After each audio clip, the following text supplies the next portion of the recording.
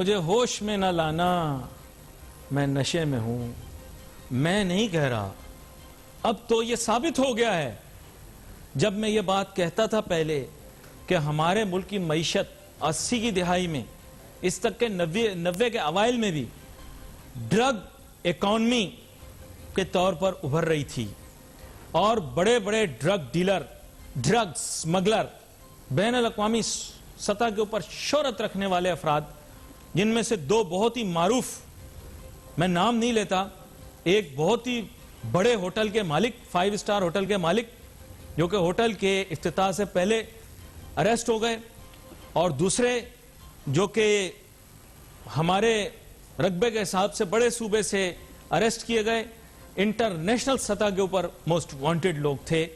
اور میں نے جب یہ باتیں کی تو لوگوں نے ہوا میں اڑا دیں، کیونکہ آپ کو پتا ہے پاکستانی تب تک بات نہیں مانتے جب تک کہ ہمارے ہاں شور واویلا نہ ہو اور اپر ایچلونز آف پاور اس کو ایکسپٹ نہ کر لیں۔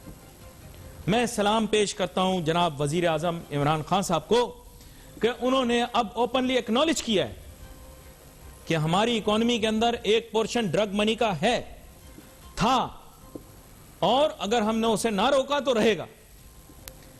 کل جب میں نے وزیر اعظم عمران خان صاحب کی تقریر سنی، اور میں اینٹی نارکوٹکس فورس کے کردار کو بھی جو ہے میں سلام پیش کرتا ہوں، وہ لوگ کافی عرصے سے فرنٹ لائن ملک میں بڑے بڑے ڈرگ سمگلروں کو پکڑ رہے ہیں اور ہمارے ملک کے اندر ڈرگ کے کاروبار کو روکنے میں اپنا کردار ادا کر رہے ہیں۔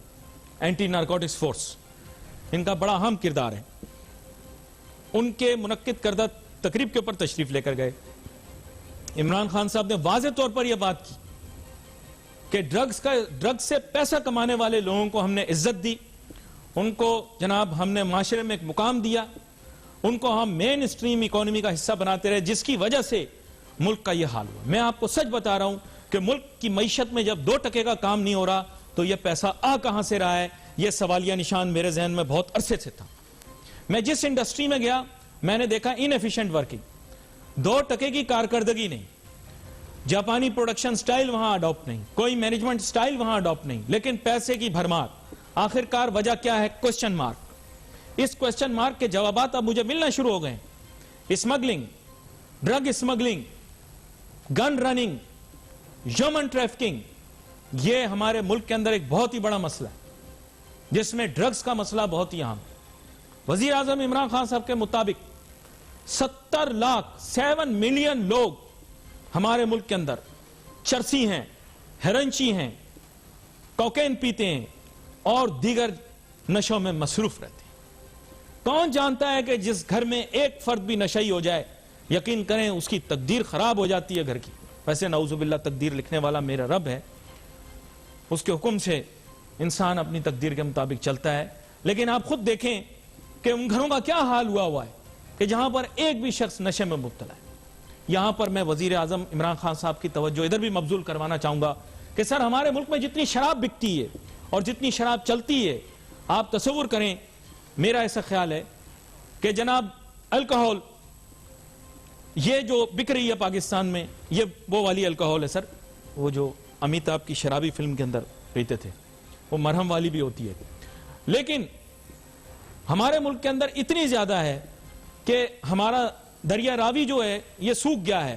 سر اگر دریا راوی کے روٹ کے اوپر پاکستان میں ملنے والی بکنے والی شراب بیچ دے، دعویٰ نہیں کر رہا، شراب بہا دی جائے تو یقین کرے راوی سیراب ہو جائے گا، اتنی شراب بک رہی ہے۔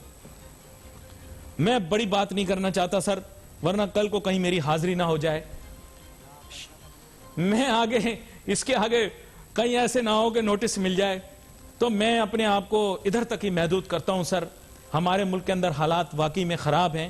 آپ نے جہاں نشے کا ذکر کیا وہاں پہ میرے خیال سے سر یہ بوٹ لیگر بھی بہت ہیں، پاگیں، شراب بھی بہت بکتی ہے، اور ولایتی تو ولایتی کچی بھی بہت ملتی ہے، اور لوگ مر جاتے ہیں اس کو پی کر کیونکہ وہ صحیح سے نہیں بنی ہوتی۔ خیر اس کے بارے میں کسی اور دن، آج نشے پہ ہی رکھتے ہیں، میرا مطلب ڈرگز پہ ہی رکھتے ہیں۔ جناب ڈاکٹر شجاعت مبارک صاحب کی جانب جاتے ہیں، معروف معیشت دان ہیں۔ ڈاکٹر شجاعت مبارک صاحب، کل تک میری باتوں پہ ہنسنے والے لوگ آج اس چیز کو تسلیم کرنے پر مجبور ہو گئے ہیں جب وزیر اعظم عمران خان صاحب نے اس کی نشاندہی کر دی ہے کہ ہماری معیشت کے اندر کتنا بڑا نقصان ڈرگز کی وجہ سے پہنچ رہا ہے، اور انہی پیسوں سے کچھ اسٹیٹس کو پارٹیوں والے لوگ الیکشن کی فنڈنگ بھی کرتے ہیں. یہ بھی وزیر اعظم عمران خان صاحب نے بولا ہے. جی ڈاکٹر شجاعت مبارک. بہت شکریہ علی بھائی پروگرام میں مدعو کرنے کا. امپورٹنٹ بات جو ہے نا خان صاحب کرنا بھول گئے کہ یہ جو 7 ملین لوگ ہیں ان میں سے کون کون سی کلاسز ہیں اور یہ کون کس قسم کا نشہ کر رہے ہیں. سب سے پہلی بات تو یہ کہ ان 7 ملین میں وہ نشہ جس کو سگریٹ کا، پان، گٹکا، یہ وہ نشہ اس میں شامل نہیں ہے. اس میں جو بڑے جو ایڈکشنز ہیں وہ شامل ہیں. 7 ملین آپ کے یوزر ہیں. 7 ملین میں سے 4 ملین لوگ ایڈکٹ ہیں، یعنی کہ کوئی 70 لاکھ لوگ اس کو استعمال کرتے ہیں. اور 40 یوزر لاکھ 7 ملین ہیں اور عادی جو ہیں وہ 4 ملین. وہ 40 لاکھ جو ہیں وہ اس کے ایڈکٹ ہیں، یعنی کہ جو اس کے بغیر گزارا نہیں کر سکتے. اس کی وجہ سے ایک کمپلسیو بیہیویئر یا کمپلسیو ڈس آرڈر ان لوگوں میں جنریٹ ہو چکا ہے. اس کا مطلب یہ کہ کم سے کم 40 لاکھ لوگ آپ کے سوسائٹی میں ایسے ہیں جن کا کمپلسیو ڈس آرڈر ہے. لیکن یہ ہیں کون؟ یہ بڑی امپورٹنٹ بات ہے.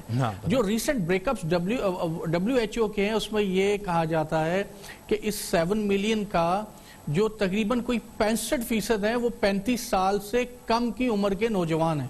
پہلی بات. اور پھر اگر آپ اس کو کلاسز میں ڈیفائن کریں تو تقریباً اس کا 45% حصہ جو اپر کلاس یا اپر مڈل کلاس کے لوگ ہیں وہ اس نشے میں انوالو ہیں.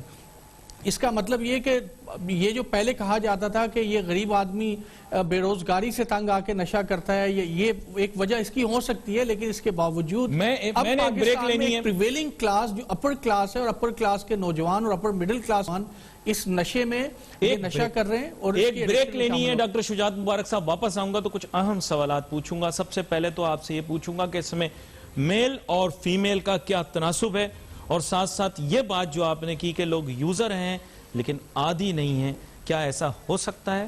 Let's take a short break.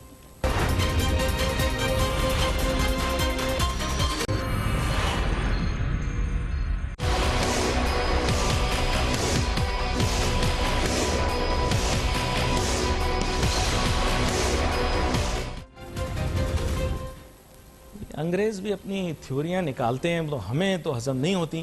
ہم تو یہ کہتے ہیں بھائی نشئی ہو گئے. اب ہمارے ذہن میں یہی ہے 70 لاکھ لوگ نشئی ہیں. لیکن ڈاکٹر شجاعت مبارک صاحب بتا رہے ہیں کہ اس میں تفریق ہے.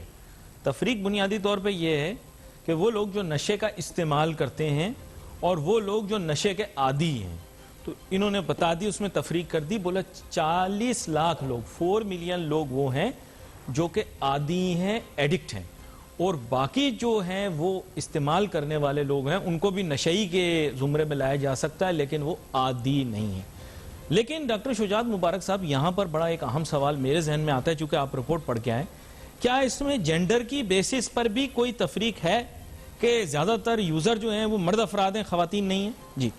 جی بالکل. اس میں 22% تقریباً فیمیل ہیں جی، اور 78% میل حضرات ہیں، اور 22% میں بھی ویریس ایجز کی فیمیلز اس میں شامل ہیں. لیکن فیمیل کی یہ پرسنٹیج بڑی ہے over the period of time. یہ پہلے فیمیل کی پرسنٹیج 20% سے کم ہوتی تھی، لیکن یہ 22%، اور اب یہ ایکسپیکٹ کیا جا رہا ہے کہ اس سے بھی زیادہ ہوگی. میں یہاں پہ آپ کو یہ بھی بتا دوں کہ یہ جو 7 ملین ہے یہ ایک محتاط اندازہ ہے. بہت سارے لوگ یہ کہتے ہیں کہ پاکستان میں 1 کروڑ سے زیادہ لوگ مختلف قسم کی نشہ اور اس طرح کی چیزیں استعمال کرتے ہیں، اور جس میں سے کوئی 6 سے 7 ملین ایڈکٹ ہیں. ایڈکٹ کا مطلب یہ کہ وہ کمپلسیو بیہیویئر یا کمپلسیو ڈس آرڈر سائیکولوجیکل بیماری ہوتی ہے اس کے وہ عادی ہیں. میں ایک آپ کی طرح تحقیق کے شعبے کا ایک طالب علم ہوں. اس کے معنی تو یہ ہیں کہ دنیا کے کتنے ممالک کی آبادی سے زیادہ ہمارے ملک میں صرف نشہ ہی. Am I correct؟ جی بالکل ہے. اور یہ اس سے بھی خطرناک بات یہ کہ یہ لوگ وہ ہیں جو اپنے گھر میں جا کے اس نشے کے انڈر جب نشہ کیا ہوتا ہے یا ایڈکشن کی ہوتی ہے تو پھر گھر پہ گالم گلوچ کرتے ہیں، مار پیٹ کرتے ہیں، ابیوزیو بیہیویئر ہوتا ہے، اپنے کریئر کو سے لا تعلقی کا اظہار کر دیتے ہیں، اپنے بزنسز ان کے کمپرومائز ہو جاتے ہیں. تو یہ وہ 60-70 لاکھ لوگ وہ ہیں جن کی وجہ سے پوری فیملیز ڈسٹرب ہوتی ہیں. اور اگر میں آپ کو تھوڑا سا یہ بھی بتا دوں کہ اس کی ویریس ریزنز کیا ہیں، تو ایک ریزن تو بے روزگاری ہے ہی ہے جو چند ایک پرسنٹیج ہے، لیکن اس کے ساتھ ساتھ ہمارے معاشرے میں جو میریٹل ریلیشن شپس ہیں وہ بڑی تیزی سے جو ڈیورس ریٹس ہیں بڑھ رہے ہیں. ایک اس کی بڑی وجہ. دوسری بڑی وجہ پیرنٹس کا پراپر ان کا بیہیویئر اپنی اولاد کے ساتھ نہ ہونا، اس کے ساتھ کنیکٹ نہ ہونا.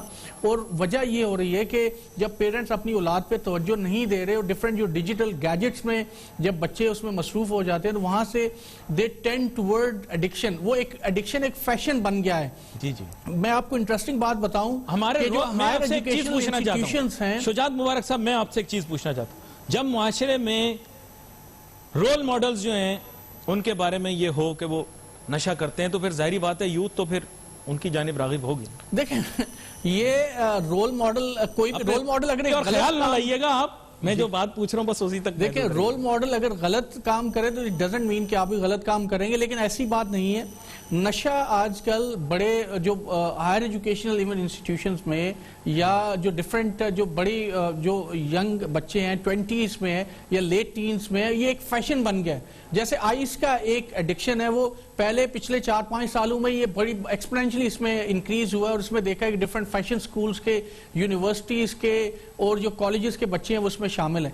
تو یہ بچے پیرنٹل ڈسکنیکٹ کی وجہ سے نشے کی طرف آتے ہیں. سر اسلام آباد کی ایک یونیورسٹی ہے، میں نام جان بوجھ کے نہیں لے رہا، آپ کو بھی پتہ ہے نام اس کا کیا ہے، نام لیں گے تو پھر ایک شور مچ جائے گا. وہاں کے ایک ملازم کو بھی پکڑا گیا کچھ دن پہلے کہ جناب وہ اسٹوڈنٹس کو منشیات مہیا کرتا تھا. صحیح کہہ رہا ہوں آپ نے؟ جی بالکل. اور میں آپ کو بتاؤں جو پبلک یونیورسٹیز میں تو یہ بہت زیادہ ہو رہا ہے. اب ظاہر ہے کہ اب کوئی کہے گا اس کے ایویڈنسز کیا ہیں، اگر آپ ایکسپلور کرنا شروع کریں تو آپ کو ایویڈنسز بھی مل جائیں گے، لیکن ہم اس کے سولوشنز کی طرف آتے ہیں. اور اس سے میں پہلے ایک اور بات آپ کو بتا دوں کہ اس کی one of the major reason کیا ہے کہ پاکستان میں صرف ہیروئن جو ہے وہ تقریباً 110 ٹن ہیروئن پاکستان سے گزر کے سالانہ یہ جاتی ہے جو دنیا کے دوسرے ممالک میں. جو اس ہیروئن کے جو سپل اوورز ہیں وہ پاکستان میں آتے ہیں، جس کی وجہ سے صرف اور صرف پاکستان میں 50 ٹن سے زیادہ یہ جو ہیروئن کا پاؤڈر ہے وہ استعمال کیا جاتا ہے. سولوشن سے زیادہ میں روٹ کاز کی طرف جاتا ہوں اور تھوڑا اکنامک ایسپیکٹ کو ٹچ کرتا ہوں. شجاعت صاحب پھر آپ کے ساتھ سولوشن تفصیل میں ڈسکس کروں. جی جی.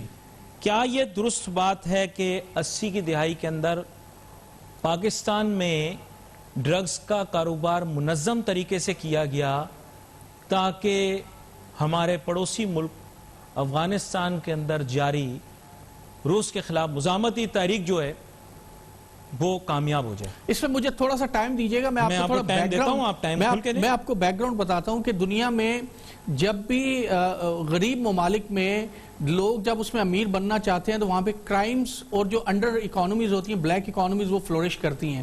پاکستان میں جب غربت کی سطح بڑھی تو وہ لوگ جو امیر ہونا چاہ رہے تھے، ڈرگ ایک ان کے لیے ایک that was a shortcut, کیونکہ افغانستان ہمارے نزدیک تھا.